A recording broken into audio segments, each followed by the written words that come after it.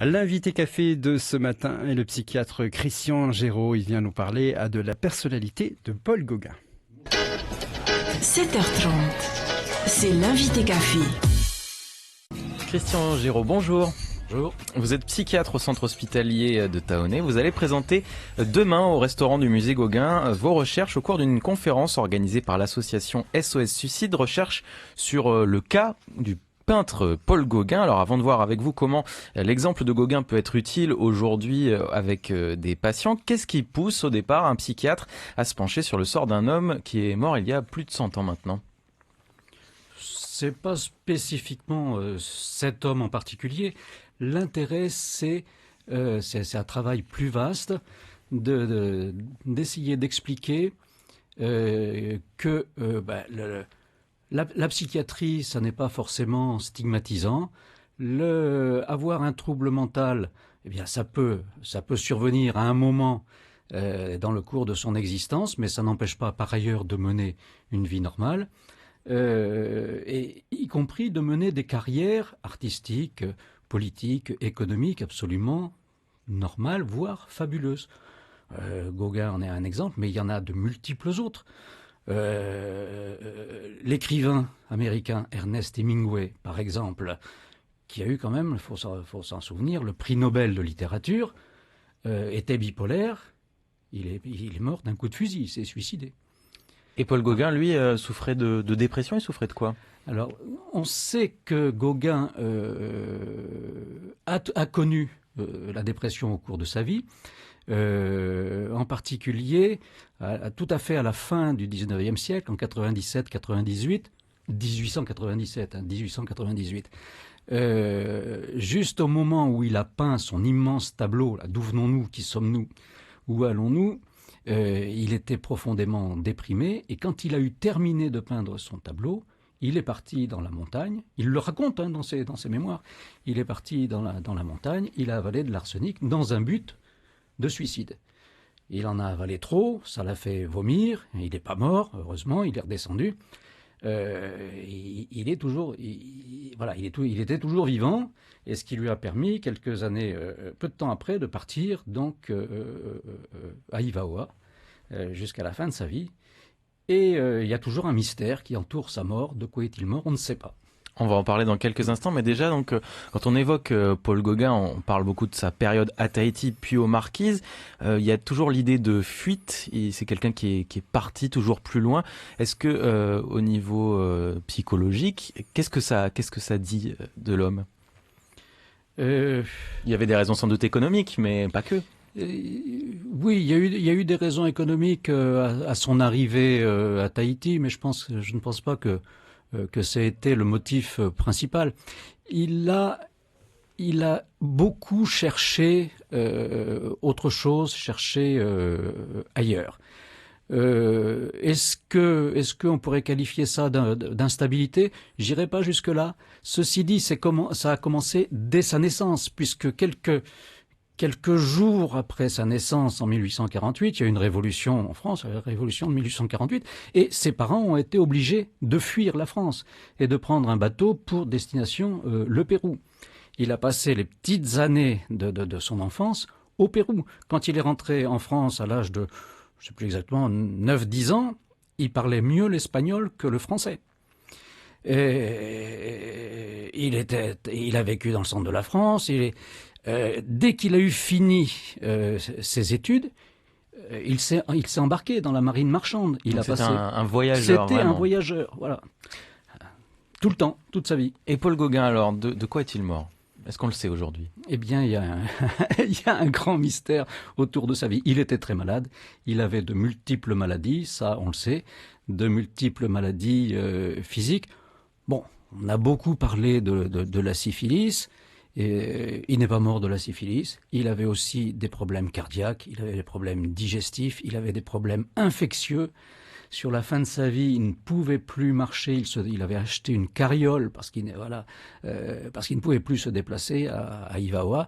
Il avait des problèmes infectieux, sans doute à la suite d'une fracture de jambe, d'une mauvaise fracture de jambe dont il avait été victime pendant son 2e séjour en Bretagne, là, entre les 2 séjours polynésiens, il était vraiment très malade. Est-ce qu'il a pu se suicider, Christian Géraud? C'est possible, c'est une éventualité. Il avait encore des produits toxiques à sa disposition, on le sait. Quand des fouilles ont été effectuées autour de la maison qu'il avait construite à Tuona, on a retrouvé des restes de produits toxiques. Mais voilà, on saura jamais la réalité des choses. Christian Géraud, psychiatre au centre hospitalier de Taoné, est avec nous ce matin pour parler de Paul Gauguin. Alors vous l'avez dit, il souffrait de syphilis, une maladie sexuellement transmissible. D'un point de vue psychiatrique, est-ce que Paul Gauguin était un pédophile? Il en est accusé. Aujourd'hui, il en est accusé. Selon les critères du XXIe siècle, il aurait aujourd'hui des relations avec des mineurs de 15 ans, il se retrouverait en prison, c'est sûr. C'est à replacer dans le contexte de la fin du XIXe siècle, c'est à replacer dans le contexte de l'évolution des mœurs aussi au sein de la société polynésienne, et c'est à replacer aussi dans un contexte non seulement social, mais aussi religieux de l'époque. Voilà, aujourd'hui, l'âge légal du mariage n'est pas ce qu'il était à la fin du XIXe siècle, et n'est pas ce qu'il est. Voilà, pendant toute la chrétienté, depuis le début, l'âge légal du mariage a été à 12 ans. Il n'a été allongé que par le Code Napoléon. En Espagne, jusqu'au début des années 2000, l'âge légal du mariage chez les filles, c'était 14 ans. Donc c'est un homme de son époque. Complètement. Et justement, cette image de pédophile, de pervers, elle ressurgit assez régulièrement. Il y a un collectif qui s'est monté à Taotira au moment où le tournage du film avec Vincent Cassel a débuté. Ce rejet de la personnalité de Paul Gauguin dans une partie de la population, comment est-ce que vous l'expliquez? Quelles sont les motivations symboliques derrière ça? Je pense que j'ai eu ce tract entre les mains. Je l'ai toujours entre les mains. Ce tract est mensonger, tout simplement. Voilà, excessif, évidemment. On ne peut pas, faut pas exagérer, quoi. On ne peut pas accuser Gauguin d'avoir apporté la syphilis, en Polynésie. Hein. Et on ne peut pas l'accuser non plus ni de pédophilie, ni d'être un pervers. Bon. Mais vous comprenez tout de même ce sentiment, cette idée qui reste chez certains? Non, à l'opposé de ça, moi je pense que avec son côté obscur, ça d'accord, qu'il n'est pas question de nier. Encore une fois, en le resituant dans l'époque, Gauguin est une chance pour la Polynésie. Je veux dire, les tableaux de Gauguin sont dans les musées du monde entier.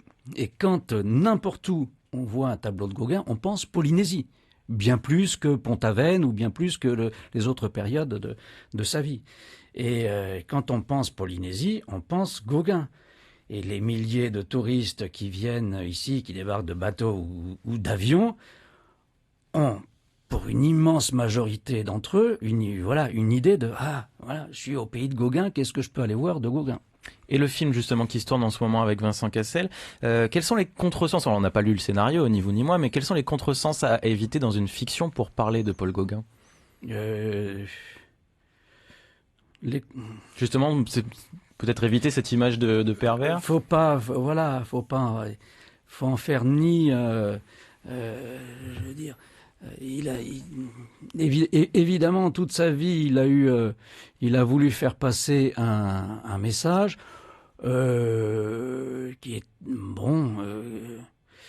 Après, faut pas se contenter, au côté obscur de la personnalité de Gauguin. Encore une fois, il n'est pas question de les nier, hein. Mais il a été bien autre chose que ça. Quand des journalistes au début des années 60 sont allés enquêter sur Gauguin à Ivaoa, ils ont retrouvé des gens qui s'en souvenaient et qui se souvenait de Gauguin, c'était Gauquet, hein, il disait, qui se souvenait de Gauguin comme d'un avocat qui accessoirement peignait. Il a défendu toute la population marquisienne contre l'emprise et les tracasseries et les horreurs de l'administration coloniale de l'époque. Il était le seul à le faire. Merci beaucoup Christian Géraud. Je rappelle que vous êtes donc psychiatre au centre hospitalier et que demain vous serez à Papeari au restaurant du musée Gauguin pour donc participer à cette conférence organisée par l'association SOS Suicide. C'est encore possible de s'y rendre? Oui, bien sûr, tout le monde est bienvenu. C'est à partir, donc c'est pour le déjeuner, il me semble. C'est dans la matinée. C'est à partir de 10h30, c'est à 10h30 précisément. Très bien, merci beaucoup Christian Géraud d'être venu dans l'invité café ce matin. C'était l'invité café.